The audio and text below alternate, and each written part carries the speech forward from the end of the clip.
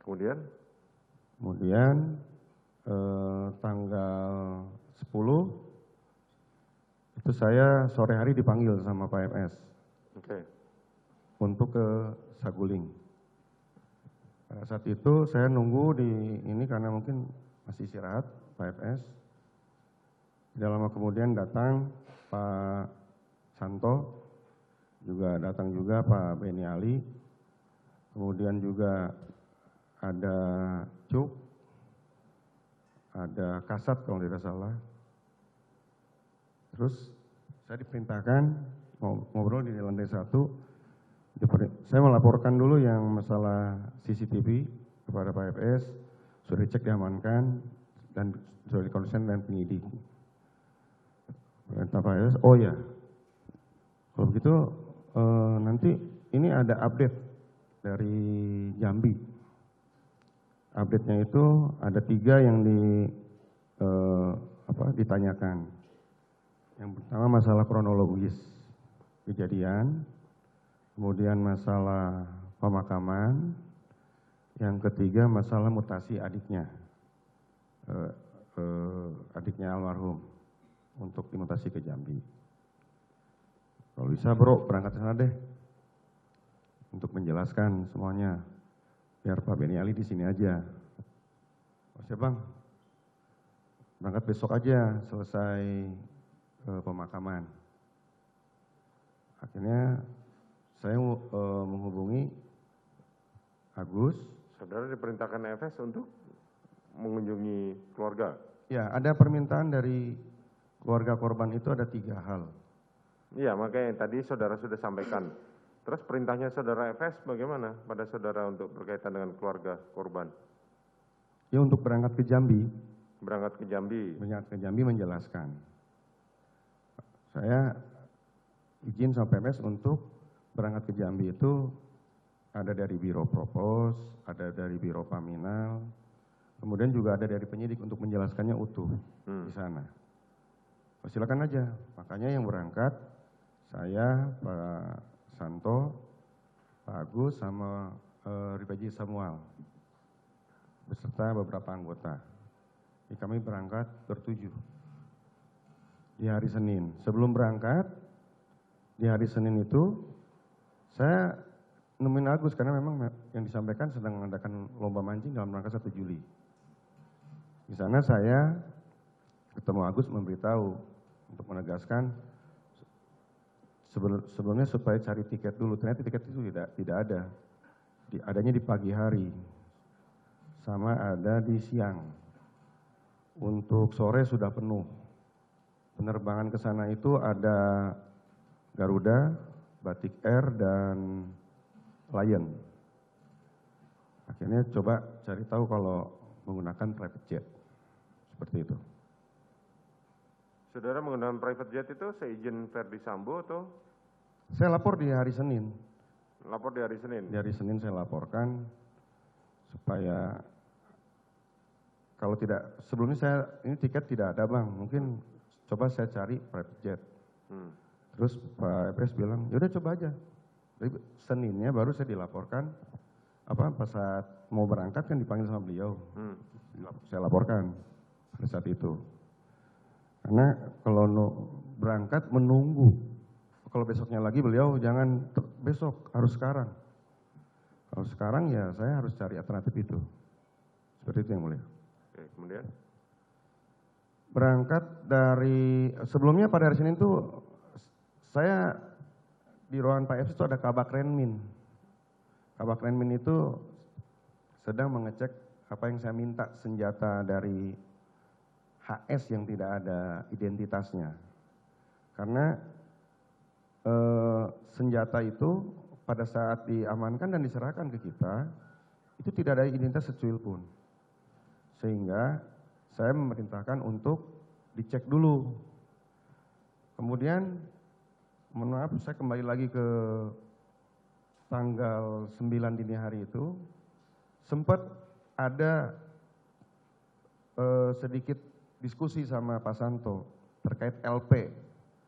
Ini LP model A yang dimaksud Pak Santo ini kok ada undang-undang darurat ya? Dengan LP model A itu dugaan pelaku adalah almarhum kepada Barada RE, percobaan pembunuhan. Tapi dikaitkan lagi dengan undang-undang darurat. Saya bilang pada saat itu kepada Bang Santo supaya ini jangan ada undang-undang darurat, kita cek dulu. Kalau ada izinnya kan berarti kan sah. Alasan itulah yang ditunda dulu karena memang pada itu hari libur susah untuk mengecek staf-staf. Jadi hari Senin senjata sudah cek betul, saya perintahkan Agus sebelum berangkat harus sudah diserah terimakan senjata. Diserah terimakan oleh Agus Nurpatria, kemudian baru berangkat ke Jambi. Senjata itu dari siapa? Milik siapa? Senjata itu yang diamankan dari Biro Propos ke Paminal. Betul. Setelah kan tadi dicek Yang dicek punyanya almarhum Joshua. Dan memang akhirnya ada. Ada. Yang satu lagi punyanya Barada RE memang sudah ada dari awal. Barada E. Jadi akhirnya yang tadi saudara mengatakan bahwa senjata itu tidak ada identitasnya, setelah dicek ternyata ada identitasnya. Ada identitasnya. Jadi senjata itu dikuasai oleh saudara Joshua. Betul.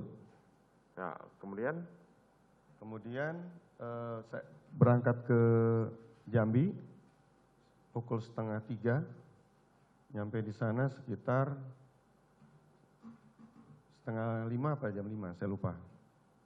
Nyampe di sana, kami koordinasi dengan pengantar jenazah yang diberangkat dari hari Sabtu pagi dengan Kombes Leo dan Kabid Propam di sana. Dari Kombes Leo menyatakan bahwa sudah selesai pemakaman, kemudian ada acara adat atau bisa penghiburan, mungkin berkenan kalau mau ke kediaman sekarang aja berangkat karena perjalanan waktu 2 jam. Akhirnya kami berangkat dari jam 5, nyampe di sana jam 7 atas permintaan dari keluarga korban, dipersilakan masuk. Kemudian duduk di situ saya menjelaskan, betul saya menyampaikan jangan ada yang mendokumentasikan, jangan ada yang memvideokan, silahkan direkam aja pembicaraan itu. Saya sampaikan terkait 3 hal tadi, dan ketika di sana bertambah, ada pertanyaan masalah di mana handphone almarhum, saya bilang ini ada yang olah TKP-nya. Pak Rifaizal Samuel. Kemudian menanyakan juga masalah kalau seperti ini santunannya bagaimana. Saya jelaskan bahwa kami kedatang sini tidak sempat berkoordinasi dengan satuan kerjanya dari almarhum adalah di Bareskrim. Karena di Propam hanya BKO. Nanti sepulang dari sini saya sampaikan. Seperti itu yang mulia. Kemudian kita kembali lagi ke Jambi, jam 8 itu kalau nggak salah, sampai jam 10 malam ada di hotel. Kemudian kita monitor perkembangan situasi.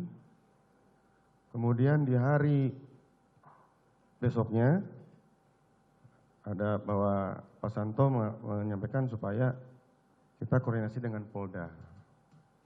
Karena Pak FS sudah komunikasi dengan Kapolda. Saya berangkat ke Polda, menceritakan apa yang sudah disampaikan kepada ini.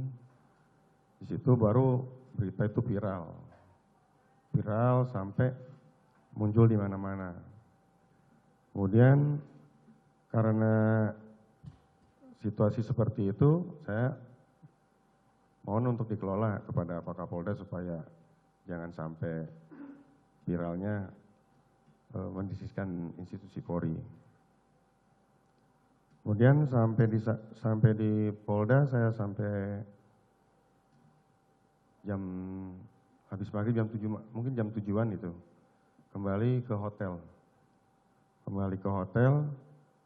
Yang tadinya pesawat itu mestinya bisa kembali itu jam sore, ternyata dia tidak bisa sampai ke Jambi lagi. Karena di Jambi ada aturan sampai jam 8 malam tidak boleh ada penerbangan lagi. Ya akhirnya kami menunggu besok kembali dari Jambi jam 6 pagi.